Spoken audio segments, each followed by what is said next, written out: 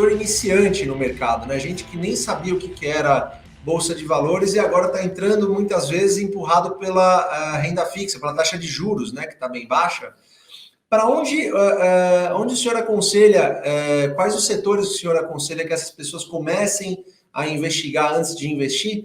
E uma segunda pergunta também para quem já está na Bolsa de Valores em determinadas empresas que já são empresas de setores perenes, empresas mais defensivas, vale a pena essa pessoa, de repente, trocar uma ação que acabou não se mexendo, acabou não caindo a cotação durante essa pandemia, para alguma outra que tenha caído mais, alguma coisa nesse sentido? Eu diria a você, Fábio, o seguinte: eu não estou convencido de que o mercado absorveu uma quantidade grande de investidores.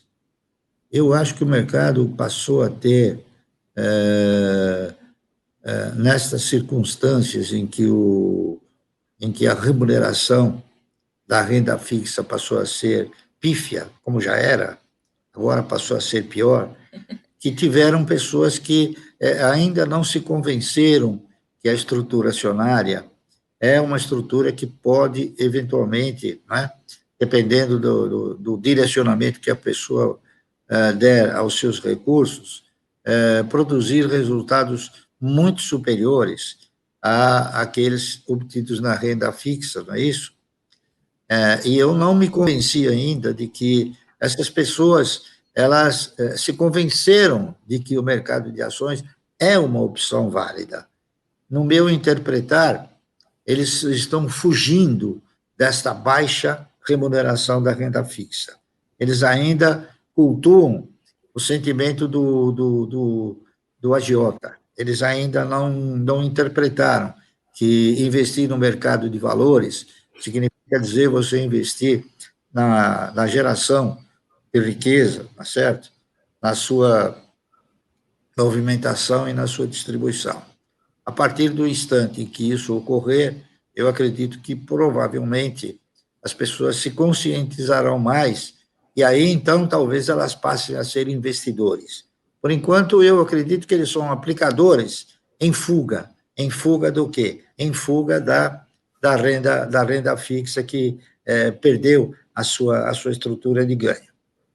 Com relação a se cultuar o mercado, eu interpreto que o mercado não é questão dele ser cultuado, a questão é que você você elege determinados papéis baseado na configuração que você pretende desenvolver no mercado, não é isso? A situação é a seguinte: cada pessoa que for voltar para o mercado de valores, eventualmente ela vai ter que fazer uma autoanálise para ver que situação ela quer observar, que ritmo ela quer seguir, qual é o seu sentimento, se ela é uma pessoa que gosta do jogo ou se é uma pessoa que respeita o investimento, está entendendo?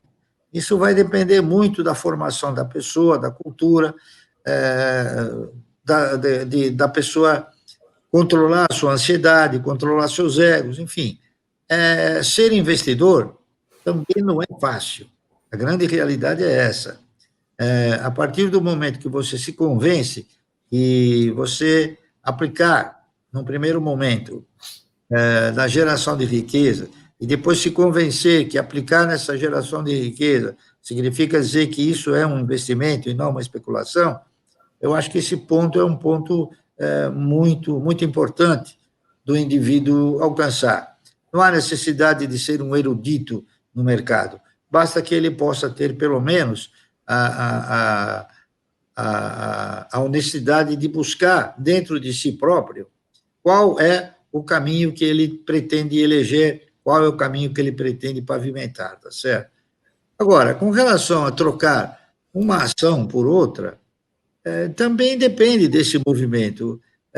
As ações, elas no meu interpretar, uma ação vale por aquilo que ela remunera, certo? E a gente tem ações remunerando das mais variadas formas possíveis, hein? e dentro dos mais variados percentuais. Eu acredito que, como eu já fiz isso em inúmeras vezes, é isso, vale a pena, em determinadas circunstâncias, o cidadão migrar para posturas mais interessantes, posturas mais atraentes em termos de investimento. Agora, isso não é um movimento muito fácil de se oferir, não é isso?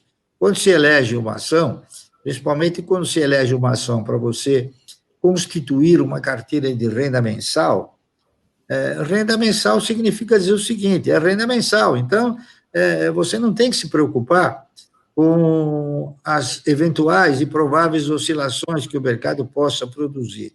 Você tem que se preocupar com a sua renda mensal. Se a ação dessa empresa ela continua gerando uma renda mensal positiva, que trocar? Se você comprou para ter uma renda mensal, é isso?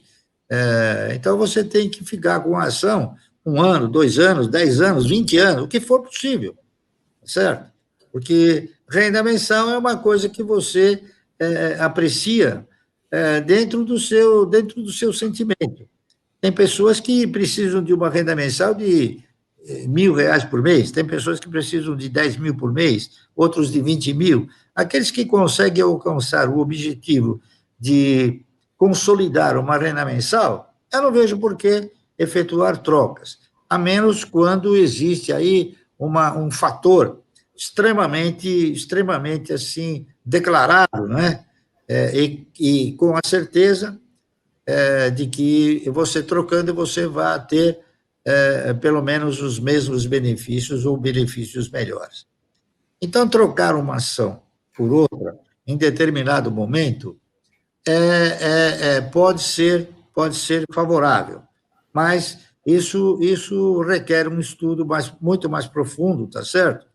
Que normalmente deve ser avaliado por um consultor que possa te oferecer uma orientação capaz de te convencer de que essa substituição realmente ela vai amparar todos aqueles desejos que você direcionou quando comprou a ação que você está querendo trocar. Então, é uma questão muito pessoal, tá certo?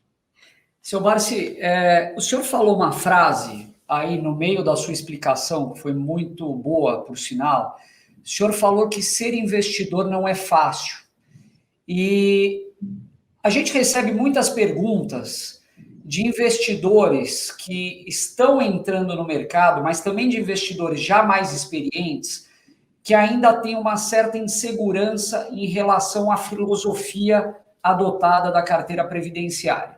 Quando o senhor começou, e ali queria voltar um pouco para aquela segunda metade da década de 60, a Bolsa foi tomando uma proporção maior e muitas ações começaram a ser alvo de uma especulação muito grande, como a gente acaba até lendo em livros, enfim, até culminar no estouro de uma bolha no início da década de 70, né? Como que o senhor, uma dúvida que surge na cabeça de muita gente, a gente sempre fala da disciplina e da paciência, mas para ser um investidor previdenciário, o senhor também tem que ter muita resiliência, né? E resiliência também no sentido de não se deixar contaminar por aquelas outras ações que estão subindo demais, que estão sendo alvo de espirais de alta, e se manter fiel à filosofia. Como o senhor fez ao longo dos anos, e principalmente naquele início, que o senhor ainda estava incorporando essa filosofia? Bom, uma filosofia, ela não é um instrumental de curta duração. Uma filosofia, ela sempre tem princípios alocados, não é isso? Em fatores de prazo indefinido. Então, o que eu quero dizer a vocês é o seguinte: a situação não mudou. O mercado ele é um instrumental que tem um comparativo, tem as seguintes forças. você tem, de um lado, recursos disponíveis, e, de outro lado, quantidade de ações disponíveis, não é isso? É um equilíbrio. Se você tiver muito mais recursos do que quantidade de ações, você vai ter o quê? Você vai ter os preços elevados. Se você tiver uma quantidade de ações muito superior ao volume de recursos que estão disponíveis para adquirir aquelas ações, você vai ter preços menores. Talvez eu dizendo isso possa explicar de alguma maneira por que o nosso mercado é tão dependente de recursos externos, e esses recursos externos, eles nunca foram deslocados para o mercado de ações no Brasil no sentido do investimento. Eles sempre foram deslocados com o intuito da especulação. Entrar e sair rápido e procurar resultados assim, de curtíssimo prazo.